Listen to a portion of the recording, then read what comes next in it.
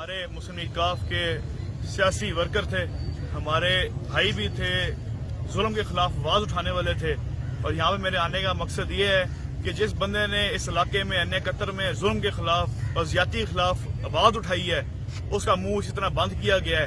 اور انشاءاللہ تعالیٰ یہی مقصد لے کے اور یہی مشن لے کے بشیر بھٹو صاحب آگے گئے تھے کہ یہ ظلم اور زیادتی ہم نے ختم کرنی ہے. ہمارے ساتھ چلے تھے اور انشاءاللہ تعالیٰ اس مشن کو آئندہ بھی قائم رکھیں گے. اور انشاءاللہ تعالیٰ جو ان کے گنہگار ہیں انشاءاللہ تعالیٰ گرفتار ہوئیں گے, ان کو قانونی جو بھی مسئلے مسائل ہو انشاءاللہ تعالیٰ پوری سپورٹ کریں گے, ہر طرف سے سپورٹ کریں گے. یہاں پہ ہر بندہ موجود ہے. مجھے یہ بتائیں کہ آپ گورنمنٹ کا بھی حصہ, آپ کی جماعت گورنمنٹ کا بھی حصہ ہے. اب میں آپ کو بتانا چاہتا ہوں کہ آپ یہ دیکھیں کہ صبح 7 بجے سے لے کے اب تک یہ جو تمام ایریا چل رہا ہے, یہ انصاف کا بول بالا آپ کو کہیں پہ نظر نہیں آ رہا ہوگا.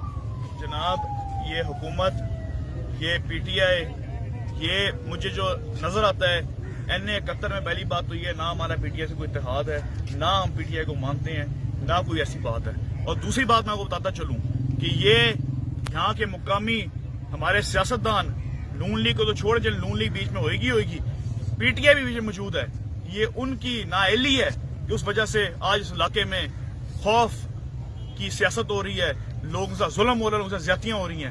اور انشاءاللہ تعالیٰ اللہ نے موقع دیا تو یہ ظلم زیادتی میں ختم کروں گا, جس طرح مرضی کروں, یہ میرے اوپر ہے بات. ابھی اس وقت آن دی اسپاٹ جو آپ صورتحال دیکھ رہے ہیں, اس کو کیسے ختم کیا جا سکتا ہے؟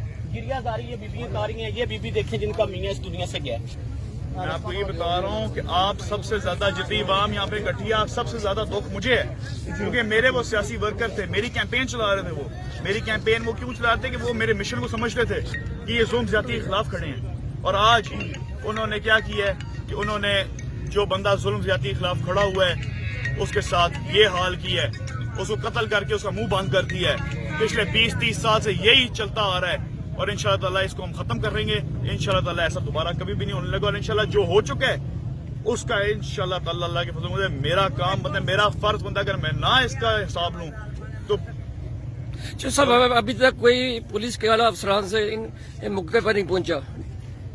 موقع پہ بیٹھے ہوئے کون بیٹھے؟ سارے لوگ بھی ادھر کھڑے ہیں. جی ڈی پی او صاحب یہاں پہ ہیں, صاحب بھی ہیں سارے. یہ ابھی شاید آئے ہوں. یہ لوکل جو پولیس ہے آپ کہہ لیں ان کی نااہلی. ملاقات ہوئی ہے ان کی ڈی سی او صاحب سے, کوئی سیاسی بندہ ان کے علاوہ یا کوئی ایسا لوگ آپ کے پاس آئے ہوں؟ شاید رضا صاحب آئے ہیں. اور سرکاری کون آیا؟ ڈی پی او صاحب یہاں پہ, ڈی ایس پی صاحب, ڈی ایس پی لنگڑیال چونک آئے تھے یہاں پہ. صاحب تنویر نبی 24 نیوز سے. سر 2 ماہ پہلے بھی ایک وقوع ہوا ہے, 40 دن پہلے ہوا ہے, بٹر میں ہوا ہے. اسی کے خلاف بھائی جان انہوں نے آواز اٹھائی تھی بشیر بٹر صاحب نے, اور وہی آج انجام نکلا ہے کہ حق سچ کے اوپر انہوں نے آواز اٹھائی تھی اور آج ان کی بھی باڈی آپ کو. اگر دیکھا جائے تو پنجاب میں اور بالخصوص ضلع گجرات میں مسلم لیگ کاف کا ہولڈ ہے, تو آپ کی ہولڈ کے ہوتے ہوئے اس طرح کے حالات جو ہیں جناب ہمارا نہ ہولڈ ہے یہاں پہ, نہ کوئی بات ہے. حکومت پی ٹی آئی گی, ہم اتحادی ضرور ہیں. ساتھ میں بھی آپ کے گھر کی وہاں پہ جو ہے وہ موجودگی ہے, تو کیا اس آواز کو آپ اسمبلی میں, آپ کے بھائی آپ کے بڑے اسمبلی میں اٹھائیں گے؟ جناب علی اسمبلی آپ چھوڑیں, یہ میں آپ کو بتا رہا ہوں, آپ سب سے زیادہ اس عوام سے زیادہ دکھ مجھے ہے, کیونکہ ہر دن میرے ساتھ جانا, میرے ساتھ فاتحہ پڑھنی, میرے ساتھ جانا, ہر جگہ ہر غریب کے گھر جانا, میرے ساتھ وہ جاتے تھے, آپ لوگوں کے ساتھ نہیں جاتے تھے. جو یہ میرے سیاسی ورکر ہیں مسلم لیگ کاف کے ورکر تھے, تو دکھ جو مجھے ہے وہ کسی کو نہیں ہو سکتا.